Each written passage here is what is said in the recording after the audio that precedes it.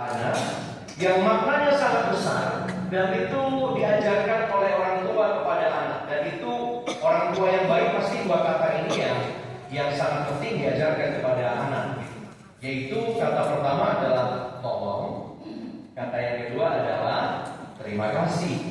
Kita pasti senang sekali Bapak Ibu kalau mendengar anak-anak kecil gitu ya di sekitar kita, ketika dia mendapatkan dia ingin meminta bantuan sesuatu, lalu kemudian dia mengawalinya dengan kata bisa minta tolong Om, bisa minta tolong Opa, dan seterusnya. Senang kita dengan anak yang sopan seperti itu, yang menggunakan kata tolong. Semoga anak-anak kita adalah anak yang menggunakan kata depan yang sangat baik. Begitu juga ketika kita mendengar anak-anak ketika menerima sesuatu, lalu kita dengar terima kasih ya, itu rasanya sangat menyenangkan. Maka berbahagialah orang tua yang mengajarkan dua kata itu kepada anak-anaknya. Bukan kata-kata yang lain dulu, tetapi tolong dan terima kasih. Karena itu adalah norma yang sangat penting bagi kita orang Indonesia, tetapi juga punya makna yang mendalam sebagai orang Kristen yang selalu mengawalinya pertolongan kita adalah dalam nama Tuhan dan seterusnya, dan ucapan syukur. Nah, Bapak Ibu yang dikasihi oleh Tuhan, namun entah mengapa di slide berikutnya, setelah kita bertumbuh dewasa, entah kenapa kata-kata yang lebih sering muncul itu adalah tolong ketimbang terima kasih. Lebih banyak meminta, lebih banyak ingin mendapatkan sesuatu ketimbang kemudian mengucap syukur. Dan hal ini kalau katakanlah kita dapat melihatnya Bapak Ibu Saudara, kita merefleksikan sendiri di dalam doa kita barangkali. Kadang-kadang doa kita lebih panjang dengan daftar permohonan. Lebih banyak di dalam doa kita itu, Tuhan saya butuh ini, saya minta ini Tuhan, gitu ya. Dan lihat saja komposisi doa-doa kita kalau mau dilihat, lebih banyak permohonannya daripada memuliakan, menyembah, mengucap terima kasih, menghitung berkat-berkat. Bapak Ibu yang dikasihi oleh Tuhan Yesus Kristus, padahal doa itu adalah komunikasi dengan Tuhan. Doa itu adalah percakapan dengan Tuhan. Dan Bapak Ibu Saudara, yang namanya komunikasi dengan Tuhan, yang namanya sebuah komunikasi, isinya komunikasi itu, percakapan itu bukan tentang minta, Bapak Ibu Saudara. Betapa menjengkelkannya punya anak yang taunya minta aja. Datang sama bapaknya, Pak mau beli bakpao, Pak. Nanti datang lagi sudah, Pak mau beli pulsa. Dia mendengar orang tuanya yang minta aja. Datang ke ibu, minta uang jajan. Tapi nggak ada komunikasi yang lain. Tidak ada memuji ibunya, mungkin rambutnya baru potong rambut, cantik sekali, gitu ya. Kita kan senang anak kita memuji kita. Tidak ada percakapan yang lain, misalnya dia menceritakan tadi aku jengkel di sekolah. Tidak ada percakapan lain, atau mungkin tidak ada kata maaf. Komunikasi, boleh ditampilkan di slide tadi itu. Komunikasi itu di dalamnya ada berbagi perasaan. Ngobrol itu bukan cuma minta, yang sebelumnya teman-teman. Komunikasi itu adalah juga terkait dengan berbagi perasaan, terkait dengan mengucapkan terima kasih, terkait juga dengan ungkapan kekaguman, ungkapan maaf, ungkapan komitmen. Ini adalah komunikasi yang sehat. Komunikasi yang tidak sehat adalah hanya datang untuk meminta sesuatu. Nah, Bapak Ibu Saudara dikasihi oleh Tuhan, doa-doa barangkali didominasi dengan ungkapan-ungkapan permohonan ketimbang hal-hal yang tadi saya sebutkan. Di slide berikutnya, Bapak Ibu yang dikasihi oleh Tuhan, mari kita melakukan semacam spiritual check up. Sudah biasa kan medical check up? Nah, sekarang kita coba spiritual check up. Bapak Ibu Saudara, coba kita cermati diri kita.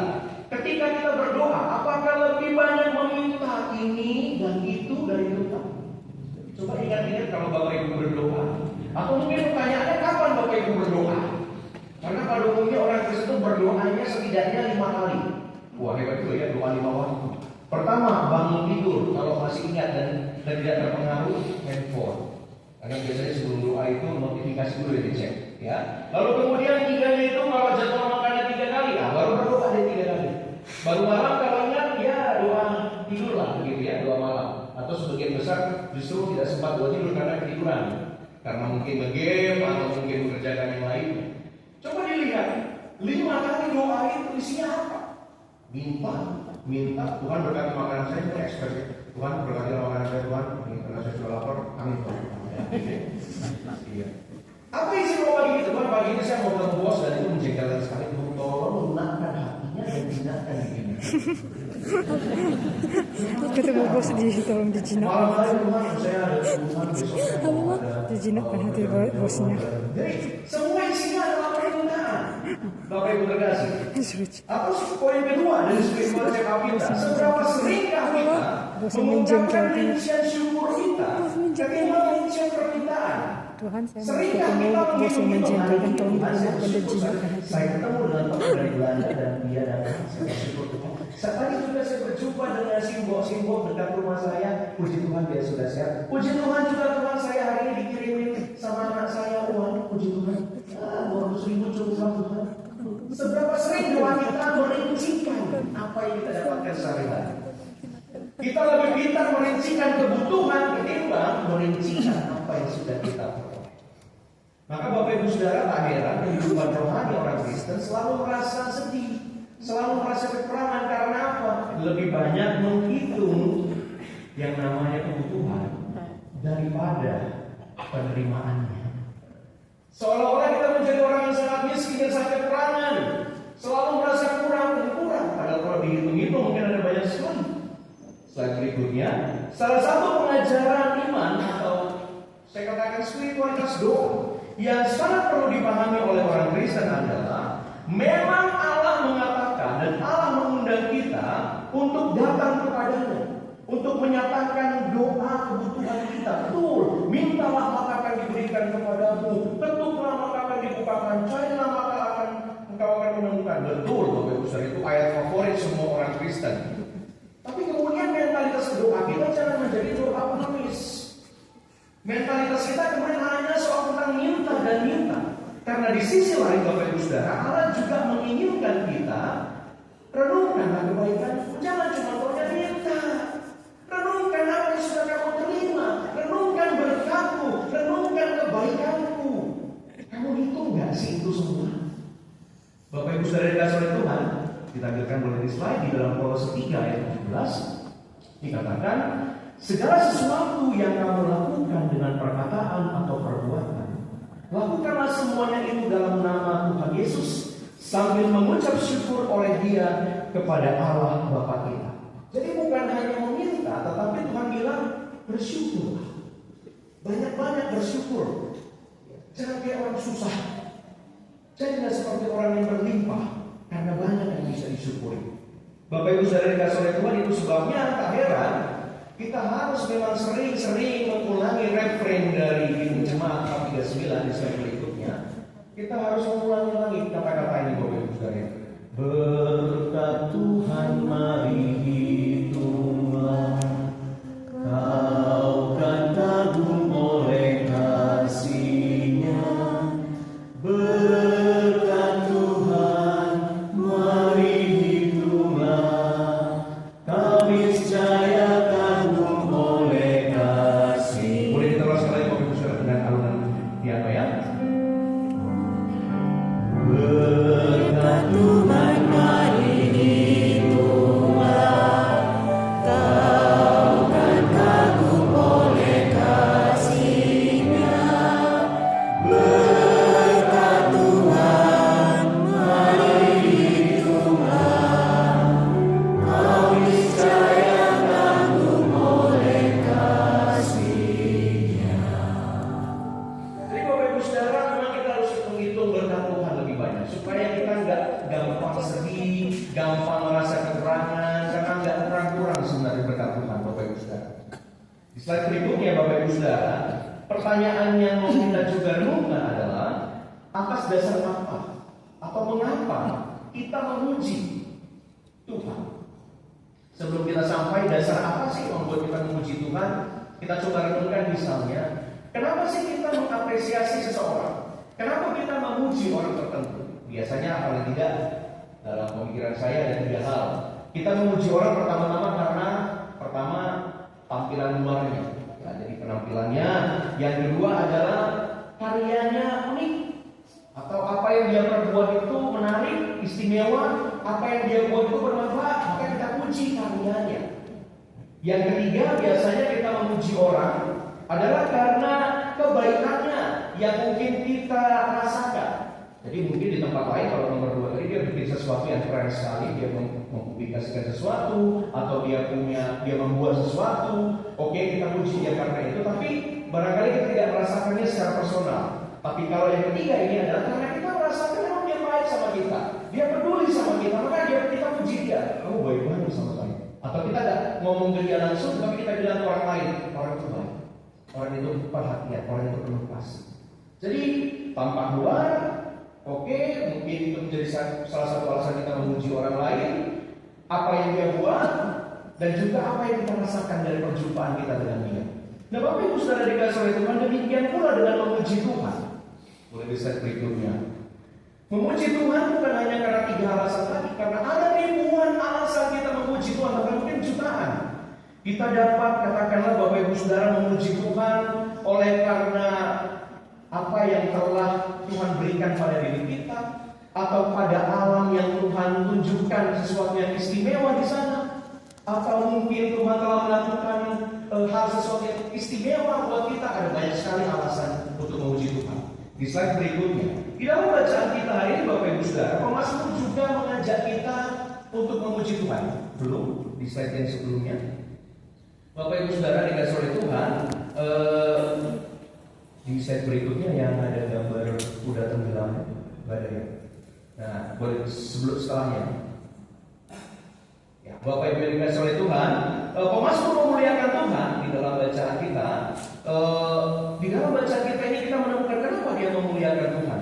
Pertama adalah karena di ayat yang ke-1 sampai ke-4 Bapak Ibu Saudara, puji-pujian diberikan kepada Tuhan karena dia merasa begitu dasarnya Tuhan, begitu hebatnya Tuhan, sehingga dia menaklukkan musuh-musuh. Dia menaklukkan para orang-orang yang membenci dan juga menjahati bangsa Israel. Maka kemudian dia bersyukur kepada Tuhan yang membela. Musuh-musuh dikalahkan. Itu dikatakan pada ayat yang ketiga. Musuh-musuh tunduk kepadamu, seisi bumi sujud menyembahmu. Yang kedua adalah Bapak Ibu Saudara, memang tidak kita jadi bacaan pada saat ini, tapi yang menjadi bagian dari konteks dari Mazmur 66. Kalau Bapak Ibu nanti menyimak di ayat 5 sampai ayat yang ke-7, ada peristiwa ajaib Bapak Ibu Saudara yang terjadi, yaitu ketika Tuhan membelah Laut Tebrau, mengeringkan tanahnya sehingga mereka bisa jalan di situ, tetapi kemudian musuh-musuh itu ditenggelamkan di sana.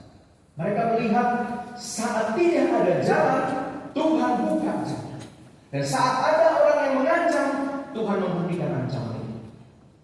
Maka mereka kemudian mengatakan, wah ini luar biasa ajaibnya Tuhan dalam hidup kita. Hal yang ketiga Bapak Ibu Saudara, kalau melihat nanti di ayat 9 sampai ke 12, Mazmur menyatakan, kenapa saya bersyukur, kenapa saya mengajak kalian memuliakan Tuhan? Karena kami dituntun di perjalanan di gurun ini dengan cara yang ajaib. Meskipun berat perjalanan kami, tapi Tuhan setia. Tuhan memberikan awannya pada siang hari yang panas. Tuhan memberikan tiang api pada malam yang sangat dingin di tengah-tengah gurun itu. Mereka mendapatkan makanan pada waktunya, minuman juga meskipun kadang-kadang kehausan, tapi Tuhan tetap berikan. Sehingga dia mengatakan bahwa ajaib dan setia Tuhan dalam tuntunannya. Ini adalah pengalaman personal dari pemazmur, tetapi juga adalah pengalaman kolektif dari jemaat. Memuji Tuhan karena kebaikan Tuhan atas mereka. Maka Bapak Ibu Saudara, slide berikutnya, apa yang mau kita renungkan pada hari ini? Ada 4 hal yang saya ingin ajak kita renungkan. Yang pertama adalah, ingatlah senantiasa Bapak Ibu Saudara, kebaikan Tuhan dalam hidup kita.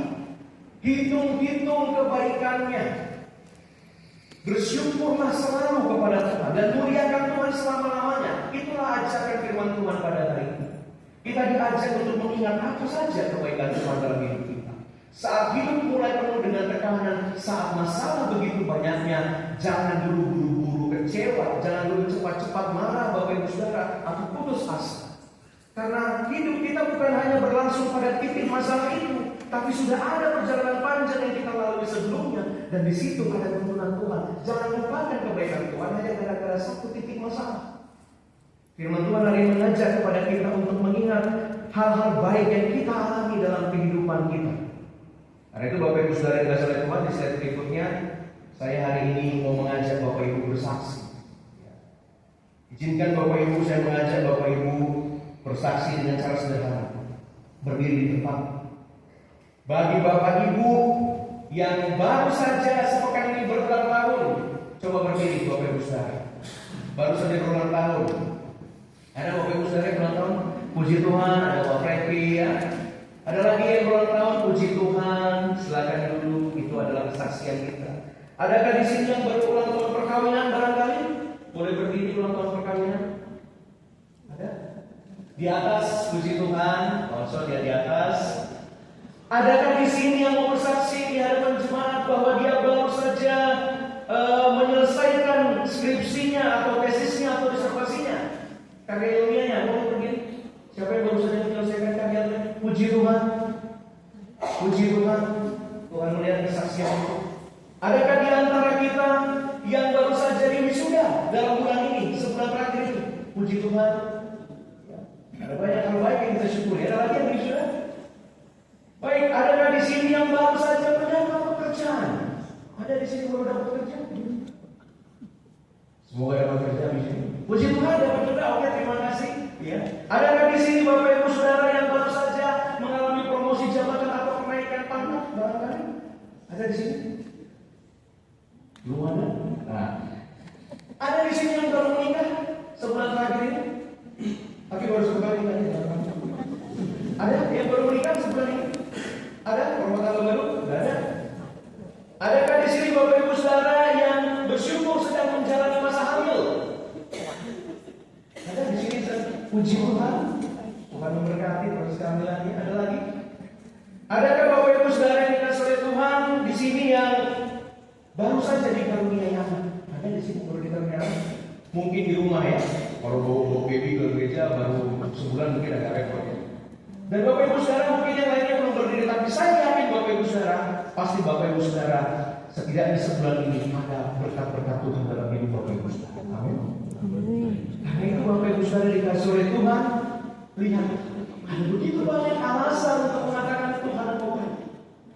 Tetapi Bapak Ibu Saudara, apakah ketika kita mendapatkan berkat itu hanya soal tentang kita baru memperoleh ini, memperoleh itu, mencapai ini dan mencapai itu? Ternyata Bapak Ibu Saudara dikasihi oleh Tuhan lebih jauh lagi. Bersyukur itu bukan hanya karena kita sudah menerima segala hal yang baik, tetapi juga karena kita mengalami hal yang sulit. Di situ pun ada syukur. Di slide berikutnya ada sebuah puisi yang menarik Bapak Ibu Saudara yang saya bagikan pada kita. Mungkin agak kecil Bapak Ibu Saudara, tapi mari kita simak. Bersyukurlah bila kita belum memiliki segala yang kita inginkan, sebab jika semuanya sudah kita miliki, apalagi yang harus kita inginkan? Bersyukurlah apabila banyak yang tidak kita ketahui, karena itulah yang memberikan kesempatan untuk terus belajar. Bersyukurlah untuk masa-masa yang sulit, karena di masa itulah kita sedang bertumbuh. Bersyukurlah karena keterbatasan kita, karena itulah yang memberi kesempatan untuk berkembang. Bersyukurlah untuk setiap tantangan masalah baru, karena itulah yang membangkitkan potensi kita. Bersyukurlah untuk bahkan kesalahan yang kita lakukan, karena kita mendapatkan sebuah pelajaran yang berharga. Bersyukurlah karena lelah, karena letih, karena itu akan membangun kekuatan dan membangun karakter kita. Slide berikutnya adalah mudah untuk bersyukur pada hal-hal yang baik. Namun yang paling indah adalah yang mau bersyukur di masa-masa yang sulit. Rasa syukur akan mengubah semua yang negatif menjadi positif. Dengan bersyukur, semua masalah dan ketidaknyamanan berubah menjadi berkat bagi kita. Dalam situasi yang buruk sekalipun, kita boleh merasakan kebaikan Tuhan. Kalimatnya adalah God is good all the time. And all the time, mari kita nyanyi bersama lagi ya. Boleh di-slide juga ya. God is good all the time. He will always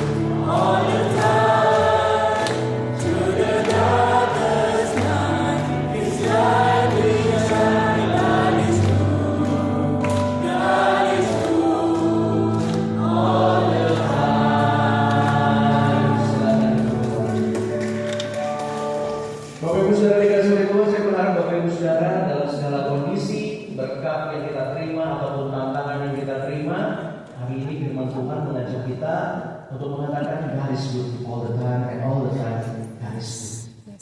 Hal kedua Bapak Ibu Saudara yang saya ajak renungkan pada hari ini adalah dengan bersyukur kepada Tuhan, berarti kita menyenangkan hati Tuhan.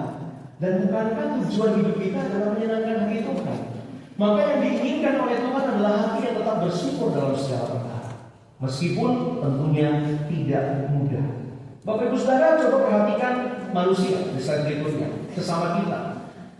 Kalau kita memuji, mungkin katakanlah mengapresiasi pasangan Bapak Ibu Saudara, atau mungkin memuji teman, ya, atau mungkin juga memuji anak. Benar. Apa yang terjadi ketika kita memuji orang lain? Orang lain akan senang, ya. Mungkin di awal-awal, gombal katanya begitu ya. Tapi bagaimanapun senyum akan muncul di bibirnya, gitu ya. Orang senang mengalami pujian, dipuji, diberikan apresiasi, dan suasana itu akan memberikan kedekatan pada hubungan. Bayangkan Bapak Ibu Saudara, secara psikologi ketika kita memuji orang lain saja, itu menambah kedekatan kita dengan orang lain, memberikan sebuah kekuatan persaudaraan. Tuhan memang tidak sama dengan manusia. Tuhan tidak persis seperti bagaimana kita memperlakukan manusia. Tetapi Bapak Ibu Saudara, Alkitab menyatakan Tuhan memiliki apa yang kita juga rasakan. Tuhan, Bapak Ibu Saudara terkasih, meskipun Dia melampaui manusia, tetapi Dia menyukai puji-pujian. Dia menyukai doa yang menghitung berkat. Dia menyukai hati syukur dari anak-anaknya. Dalam slide Bapak Ibu Saudara melihat Mazmur 22 ayat 4. Engkaulah yang kudus yang bersemayam di atas puji-pujian orang Israel. Jadi dia bertahta di atas puji-pujian. Dia ada di situ karena dia suka dengan setiap anak Tuhan yang memuji Tuhan, baik dalam doa, puji-pujian yang dinyanyikan, ataupun juga di dalam kehidupan yang memuji Tuhan. Oleh sebab itu Bapak Ibu Saudara, orang yang bersyukur memuliakan Tuhan, dia sedang melakukan apa yang seharusnya dia kerjakan. Itulah tujuan hidupnya. Hal yang ketiga di slide berikutnya Bapak Ibu Saudara, memuji dan menyembah Tuhan bukan hanya membawa sukacita bagi Tuhan, tetapi juga membawa sukacita bagi diri kita sendiri. Kadang-kadang pujian atau ungkapan syukur itu dinaikkan bukan dalam situasi yang baik-baik saja, mungkin dalam suasana kita menangis. Tetapi Bapak Ibu Saudara, ketika kita memuji Tuhan, maka Bapak Ibu terkasih, kita dimampukan untuk berpikiran positif dan merasa sukacita. Kenapa? Karena saat itu lagi ada masalah dan kita puji Tuhan, kita mengatakan Tuhan Engkau besar. Bapak Ibu Saudara dikasih oleh Tuhan, masalah itu kelihatan menjadi kecil sekali. Kenapa? Karena Tuhan begitu besarnya. Memuliakan Tuhan membuat masalah-masalah itu menjadi kuat untuk kita hadapi. Memuliakan Tuhan adalah cara kita untuk membawa energi yang positif bagi diri kita, memberikan semangat dan sehat bagi diri kita sendiri. Di slide berikutnya Bapak Ibu Saudara terkasih, ada sebuah penelitian yang salah satu negara bagian di Amerika Serikat. Ada penelitian yang dilakukan di beberapa pom bensin, gas station. Bagian penelitian pengembangan ingin meneliti bagaimana pengaruh apresiasi dan kritik pelanggan pom bensin terhadap kinerja karyawan dan juga peningkatan pendapatan. Ini bisa jadi judul penelitian juga ya orang dari Indonesia ya. Bagaimana pengaruh oplosan dan seterusnya begitu ya, terhadap streaming live ya. Dan Bapak Ibu Saudara dikasih itu, lalu kemudian dilakukan survei dengan cara pom bensin A itu kemudian setelah selesai mengisi BBM, para pengemudinya diminta waktu sebentar untuk memberikan kritik-kritik terhadap kekurangan pelayanan pom bensin tersebut. Nah, jadi entah itu fasilitasnya, entah itu sikap petugasnya, atau mungkin kelancaran lainnya, kualitas dari BBM-nya. Nah, itu harus kritik, tidak boleh ada pujian, harus kritik. Lalu kemudian Bapak Ibu Saudara di pom bensin yang kedua diminta para pengemudi untuk memberikan apresiasi. Hal baik apa? Puji-pujian yang terbaik lah yang mereka bisa berikan terkait dengan kepuasan, terkait dengan pelayanan barangkali, atau mungkin terkait dengan produk yang ada, atau fasilitas yang ada. Nah, kemudian itu dilakukan Bapak Ibu Saudara, yang satu kritik, yang satu pujian. Lalu kemudian itu dilakukan selama 6 bulan. Bapak Ibu Saudara dikasih oleh Tuhan, setiap akhir bulan ya, dari hasil yang didapatkan setiap akhir bulan, maka karyawan di briefing dan diberitahu apa saja keluhan-keluhan dari pelanggan. Itu yang di form A. Yang di form B, setiap bulan diberitahu apa saja apresiasi dari para pelanggan. 6 bulan itu berlangsung terus, Bapak Ibu Saudara terkasih. Dan hasilnya, pom bensin yang selama 6 bulan hanya mencermati kritik yang diterima dari para pelanggan, kinerja pegawainya anjlok, turun. Mereka kemudian banyak ternyata bulan-bulan ketiga dan keempat mengundurkan diri dari pekerjaan. Tertekan, Bapak Ibu Saudara, dapat kritik terus begitu ya. Kayaknya rasanya kayak nggak ada yang baik gitu. Akibatnya apa? Pegawainya suntuk, stres, lalu kemudian juga pemasukan dari pom bensin itu kemudian ternyata mengalami kondisi yang sangat kurang. Dan sebaliknya, pom bensin yang kedua yang mencermati apresiasi dari pelanggan, kinerja pegawainya semakin meningkat, hampir tidak ada pergantian personil, lalu kemudian juga pemasukannya konsisten meningkat.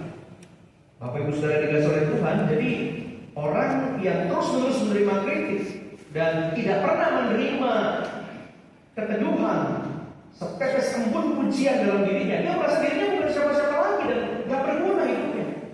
Begitulah yang terjadi kepada orang yang mengatakan kepada mereka, kamu gak mampu, kamu ini gak bisa, kamu bodoh sekali sih kamu. Wah, itu Bapak Ibu Saudara. Terus-menerus dibuat seperti itu, gak ada inisiatif yang muncul, ketakutan yang muncul. Nanti kayak gini salah, nanti kayak gini melanggar aturan. Gak ada inisiatif, mati kreativitasnya aku karena membangun. Tapi orang yang diapresiasi, dia belajar, oh ini menyenangkan ya ternyata. Oh ini boleh ya, ini kira-kira dia kreatif, dia kembangkan dirinya.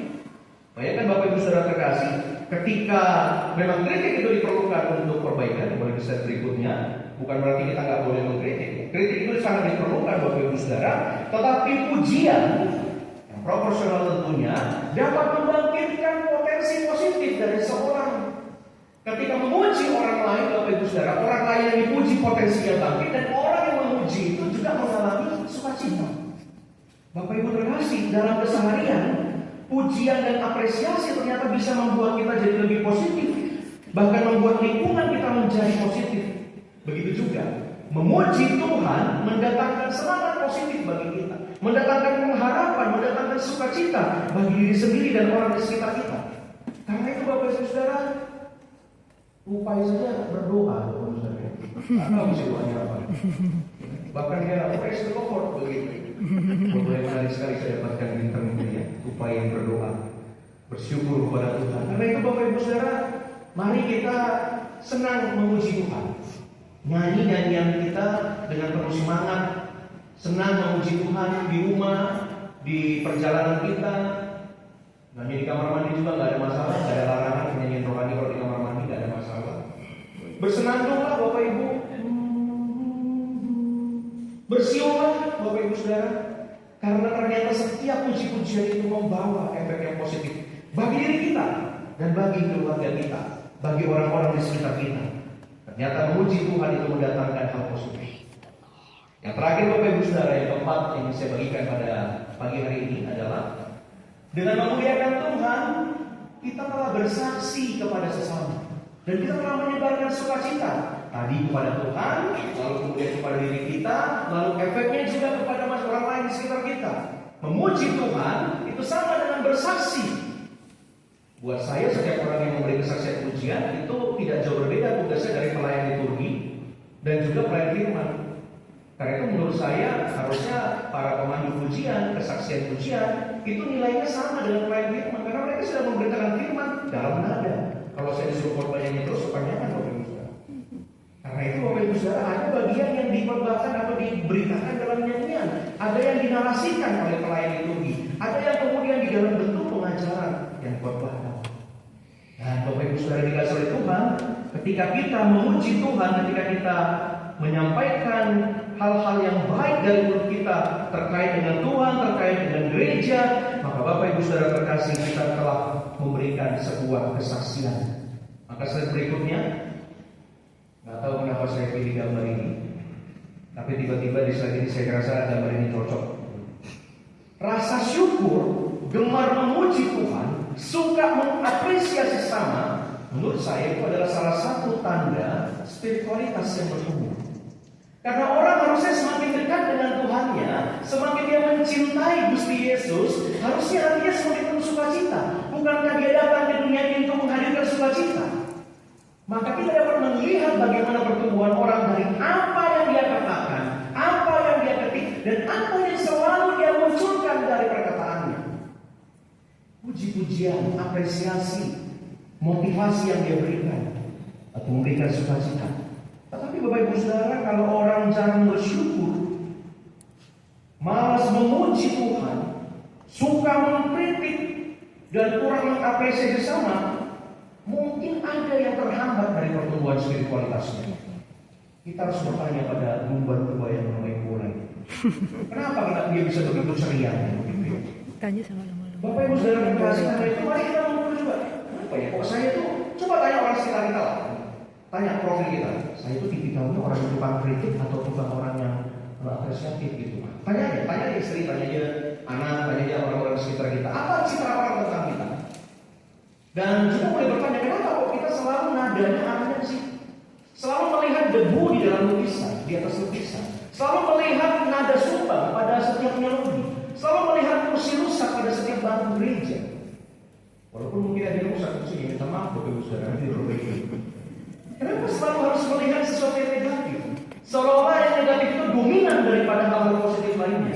Apa yang salah? Apakah lingkungan yang salah? Atau kacamata kita yang mungkin bermasalah? Atau mungkin hati kita yang bermasalah? Spiritualitas kita dipertanyakan. Kenapa kok kita sulit sekali memuji sesama, apalagi menyembah Tuhan? Apa yang salah dengan diri kita? Hari ini Bapak Ibu Saudara dikasih oleh Tuhan, orang GPIB khususnya Bapak Ibu Saudara ya, orang Kristen khususnya warga GPIB boleh lihat berikutnya, mengekspresikan spiritualitasnya, syukurnya, biasanya salah satunya dengan dua hal. Ketika bersyukur selain dengan puji-pujian, yaitu dengan persembahan syukur dan ibadah pengucapan syukur. Foto ini saya ambil baru-baru ini, ada ibadah syukur di gereja ini dalam rangka ulang tahun ya. Dan warga GPIB itu cenderung seperti itu. Dia mengucapkan syukurnya selain melalui puji-pujian dan pelayanan, tapi biasanya di situ ada tempat tulisan khusus persembahan syukur. Dan di mana-mana GPIB seperti itu, syukur anaknya baru wisuda, syukur ulang tahun, syukur cucunya sunatan, boleh pokoknya macam-macam lah. Apapun yang disyukuri, kalau nggak bisa bikin ibadah syukur, pasti bentuknya adalah persembahan syukur. Tapi yang paling sering adalah ibadah pengucapan syukur. Bapak Ibu Saudara dikasih oleh Tuhan, ibadah pengucapan syukur adalah salah satu cara juga bagi orang Kristen, bagi warga GPIB untuk mengekspresikan syukurnya kepada Tuhan. Boleh bisa berikutnya. Kenapa kita membuat ibadah pengucapan syukur? Ini bukan soal tentang makannya, walaupun saya di foto itu terciduk sedang mengambil makanan. Motivasi ibadah pengucapan syukur Bapak Ibu Saudara terkasih adalah yang pertama-tama adalah karena orang yang bikin ibadah pengucapan syukur, dia itu menyatakan Tuhan aku sungguh bersyukur untuk yang Tuhan beri. Jadi sukalah Bapak Ibu Saudara untuk mengadakan ibadah syukur. Bukan tentang makanannya, tapi tentang momentum kita mengucap syukur bersama dengan orang lain. Motivasi keduanya adalah untuk bersaksi kepada jemaat, bersaksi kepada orang-orang, bukan mau sombong, tapi mau menyatakan Tuhan telah menuntun saya melalui ini, Tuhan telah membawa saya melalui ini, dan saya yakin kalian pun dalam pergumulan kalian, dalam segala yang kalian hadapi, pasti juga akan Tuhan tolong. Kita sama-sama bersuka-cita.